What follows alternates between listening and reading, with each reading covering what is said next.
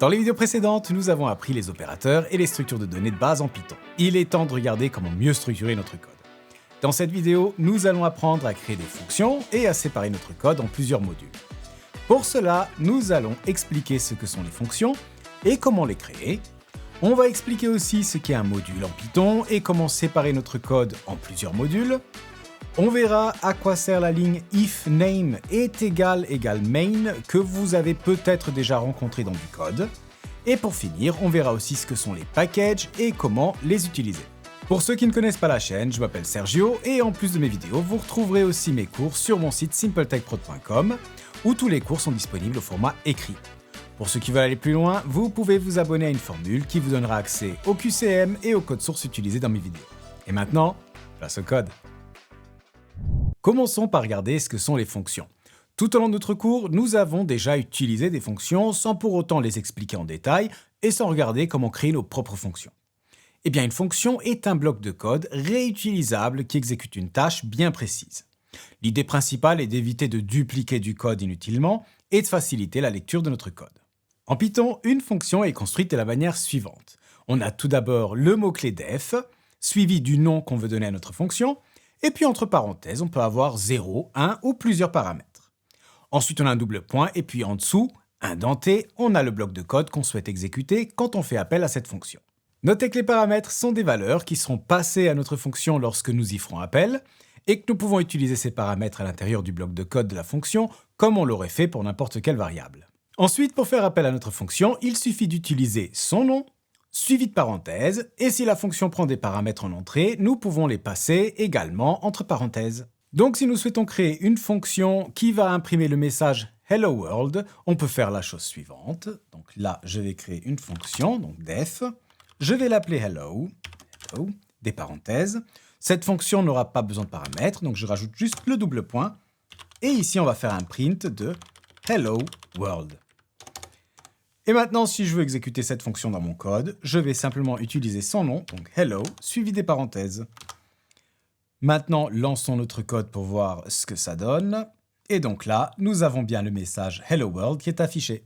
Maintenant, si on souhaite écrire une fonction qui va prendre des paramètres en entrée et retourner un résultat, comme par exemple une fonction qui va calculer la somme de deux nombres, on peut faire la chose suivante. Donc là, je vais la créer. On va faire un def sum to numbers. Et là, on va prendre deux paramètres, donc number 1 et number 2. Et pour retourner un résultat, on va utiliser le mot-clé return, suivi du résultat qu'on veut retourner. Donc ici, number 1 plus number 2. Ensuite, quand on fait appel à notre fonction, on peut faire la chose suivante. Donc là, je vais créer une variable a qui va contenir le premier nombre. Je vais lui donner la valeur 12, par exemple. B qui va contenir notre deuxième nombre, donc 3. Et après, si on veut récupérer la somme des deux nombres, je vais écrire ici sum1 est égal à, et là on pourra lui assigner le résultat de l'appel à notre fonction. Donc ici on va faire appel à la fonction sum2numbers, à laquelle on va passer en paramètres nos deux nombres, donc a et b. Imprimons le résultat pour vous montrer que ça marche bel et bien comme prévu. Et maintenant, si on relance notre code, vous voyez qu'on a bien Hello World qui s'affiche, et puis en dessous, 12 plus 3, donc 15, qui est affiché, et ce 15 est calculé grâce à notre fonction sum2numbers. Imaginons maintenant que nous souhaitions créer un programme qui fasse les choses suivantes. Donc, qu'il définisse trois variables, donc deux nombres, a et b, ainsi qu'un prénom, donc avec la variable name. Ensuite, le programme va définir des fonctions. Une fonction hello qui va prendre un prénom en paramètre et qui va simplement afficher hello suivi de ce prénom. Une méthode goodbye qui va prendre un prénom en paramètre et va afficher goodbye suivi du prénom. Et ensuite, on aura différentes fonctions arithmétiques, donc sum2numbers comme on l'a déjà fait. On aura aussi une sub2numbers pour soustraire deux nombres, multiply2numbers pour multiplier deux nombres et divide2numbers pour diviser deux nombres. En plus de cela, j'ai encore trois autres fonctions qui vont calculer des surfaces, donc surface square qui vont calculer la surface d'un carré de longueur A, surface rectangle qui va calculer la surface d'un rectangle de longueur A et B, et surface circle qui va calculer la surface d'un cercle de rayon A.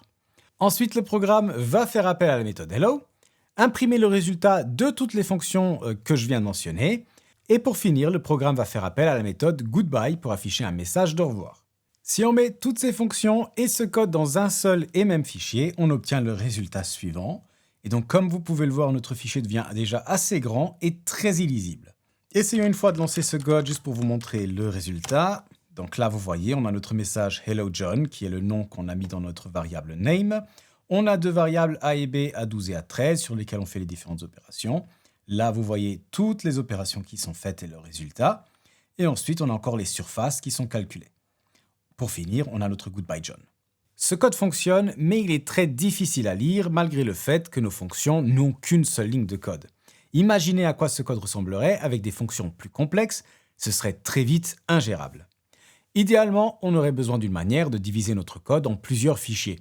Et ça tombe bien, on peut le faire sans problème en Python. Commençons par créer 3 nouveaux fichiers et par y déplacer nos fonctions. Donc on va créer un premier fichier qu'on va appeler greetings. Donc là, je vais venir ici.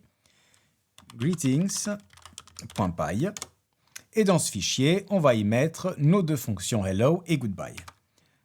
Hop. Maintenant, créons encore un deuxième fichier que je vais appeler arithmetic.py. Et ici, on aura nos fonctions de calcul. Donc, celle-ci. Et pour finir, je vais faire un troisième fichier que je vais appeler géométrie.py. Et là, on aura les 3 fonctions qui calculent les surfaces. Voilà. Maintenant que nos fonctions sont dans leurs fichiers respectifs, nous devons voir comment faire pour les utiliser dans notre fichier main.py. Pour cela, on peut utiliser le mot-clé import, suivi du nom du fichier que nous souhaitons importer sans le .py. Ensuite, pour utiliser les fonctions ou tout autre objet défini dans ce fichier, il suffit de faire précéder la fonction ou l'objet en question du nom du fichier suivi d'un point. Donc, si on souhaite faire appel à la méthode hello du fichier greetings.py, on doit tout d'abord importer greetings, donc import greetings, et puis on peut appeler la fonction en faisant un greetings.hello, et puis bien entendu, entre parenthèses, on passe notre paramètre. Appliquons tout ça aux différentes fonctions utilisées dans notre fichier main.py. Donc là, on retourne dans le main et on va importer tous les fichiers. Donc import arithmétique, import géométrie et import greetings. Maintenant, on va faire précéder notre sum2numbers ainsi que toutes les autres fonctions du module en question. Donc arithmetic.sum2numbers, on fait la même chose pour sub, multiply et divide to numbers. Pour les fonctions surface, on va utiliser le module géométrie. Et pour finir, pour les fonctions hello, c'est greetings qu'on va utiliser. Donc greetings.hello et greetings.goodbye. Et maintenant, si on relance notre code, vous allez voir qu'on a exactement le même résultat, mais cette fois-ci, notre code est bien séparé en différents modules. Il existe une autre manière d'importer les fonctions dont on a besoin et d'y accéder directement sans devoir passer par le nom du module suivi d'un point. Pour cela, on peut utiliser le mot-clé from, suivi du nom du module, suivi du mot-clé import, et puis on n'a plus qu'à énumérer les différents objets qu'on souhaite importer, séparés par des virgules. L'avantage quand on fait cela est qu'on peut utiliser les méthodes directement sans utiliser le nom du module suivi d'un point. Notez tout de même que bien que le code en devienne plus lisible et que vous n'ayez accès qu'aux méthodes importées, Python chargera tout de même le contenu entier du module. Et donc dans notre code, on peut faire la chose suivante. Donc là, par exemple, si je souhaite importer les fonctions de géométrie directement, je peux faire la chose suivante. From géométrie import, et donc là on veut importer surface square, surface rectangle et surface circle. Maintenant ici on doit aussi changer la manière dont on utilise ces fonctions, donc cette fois-ci on doit les appeler directement étant donné qu'on les a importées comme ceci. Et bien entendu, si on relance notre code une nouvelle fois, vous voyez qu'on a exactement le même résultat. En parlant de structure, si vous aimez la structure de mes cours et que vous voulez soutenir la chaîne et me permettre de continuer à vous livrer du contenu de qualité, un simple like ou un petit commentaire fait déjà une énorme différence pour le référencement sur YouTube. Et si vous ne voulez pas rater les prochaines vidéos, n'oubliez pas de vous abonner. Pour ceux qui veulent me soutenir financièrement ou qui veulent avoir accès au code source et à des QCM, c'est sur simpletechprod.com que ça se passe. Et si vous voulez un suivi un peu plus rapproché avec une séance de 30 minutes individuelle de visioconférence par mois, où vous pouvez poser vos questions concernant mes cours, l'abonnement premium est fait pour vous. Et maintenant, retournons à nos modules. Comme je le disais juste avant, si on importe un module ou un objet d'un module, Python va charger tout le code de ce module.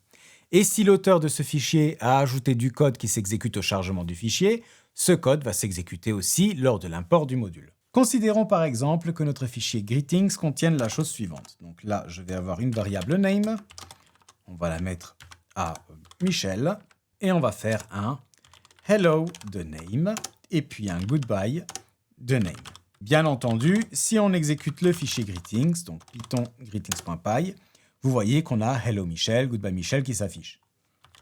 En revanche, ce qui est peut-être un peu plus surprenant, c'est que si je fais un python main.py, vous voyez que les deux premières lignes sont hello Michel, goodbye Michel, alors que dans notre fichier main.py, on n'exécute ce code à aucun moment.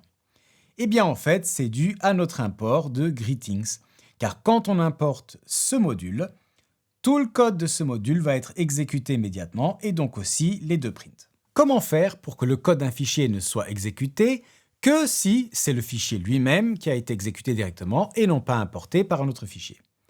Eh bien pour cela, on peut vérifier le contenu de la variable name, qui est une variable mise à disposition par Python et qui contient la valeur underscore underscore main underscore underscore lorsque le fichier actuel est le fichier qui a été exécuté directement par Python. Si en revanche le fichier a été importé, cette variable contient le nom du module importé. Et on peut donc faire la chose suivante dans greetings.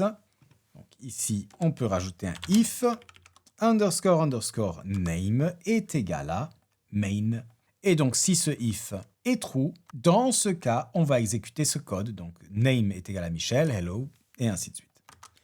On peut faire la même chose dans notre main. Donc ici, je vais faire un if name est égal à main. Je vais mettre tout mon code à l'intérieur de cet if. Et maintenant, si on réexécute le fichier greetings.py, on voit hello Michel, goodbye Michel qui s'affiche. En revanche, si j'exécute le fichier main.py, on n'a plus les deux prints qui s'affichent. On n'a plus que le code qui est réellement écrit dans main.py qui est exécuté. Séparer notre code en plusieurs fichiers aide déjà grandement à la clarté du code. Mais dès qu'on a des projets plus sérieux, le nombre de fichiers augmente rapidement et on a donc besoin d'une manière de structurer tout ça. Pour ça, on peut utiliser des packages. Un package n'est rien d'autre qu'un dossier dans lequel on va définir un fichier appelé underscore underscore init underscore underscore.py et ce fichier indique à Python que le dossier est en fait un package Python et que son contenu peut être importé. On peut donc y stocker des modules ou des sous-packages. Dans notre exemple, nous pouvons regrouper les modules arithmétique et géométrie dans un seul package nommé mathematics. Et pour cela, on va faire la chose suivante. On va créer un nouveau dossier que je vais donc appeler mathematics. À l'intérieur de ce dossier, on va créer un fichier Python qu'on va appeler init underscore underscore.py. Et puis, on peut glisser nos deux fichiers arithmétique et géométrie à l'intérieur. Et maintenant, ces deux fichiers font partie du package mathematics. Une fois que c'est fait, on doit aussi adapter notre fichier main.py avec les différents imports qu'on a fait. Donc, pour arithmétique par exemple, il va falloir qu'on importe arithmétique du module mathematics. Donc, on va pouvoir faire from mathematics import arithmétique. Et là en haut, si on veut importer toujours ces fonctions de géométrie, ce qu'on peut faire, c'est un from mathematics. Donc là, on va prendre le module géométrie, import les trois fonctions en question. Et comme vous le voyez, le code reste valide comme avant. Et bien sûr, si on relance le tout, on a exactement le même résultat. Notez que pour naviguer dans un package et accéder à ces sous-packages ou modules, on utilise un point. Donc si on a un module C qui est contenu dans un package B, lui-même contenu dans un package A, on peut importer ce module de la manière suivante. Donc on ferait un from A.B, import C. Et si on souhaite importer une méthode spécifique de ce module C, on aurait pu faire from A.B.C import la méthode en question. Et voilà, grâce au package, aux modules et aux fonctions, on peut créer du code organisé, facile à naviguer et à lire. Cette façon de structurer le code est indispensable pour tout projet autre que de simples exercices académiques et je vous conseille donc de bien vous familiariser avec ces concepts avant de continuer le reste du cours. Si cette vidéo vous a plu, n'hésitez pas à me laisser un gros like et à vous abonner à la chaîne pour ne pas rater les prochaines vidéos. Moi, je vous souhaite une excellente semaine, à la semaine prochaine. Ciao!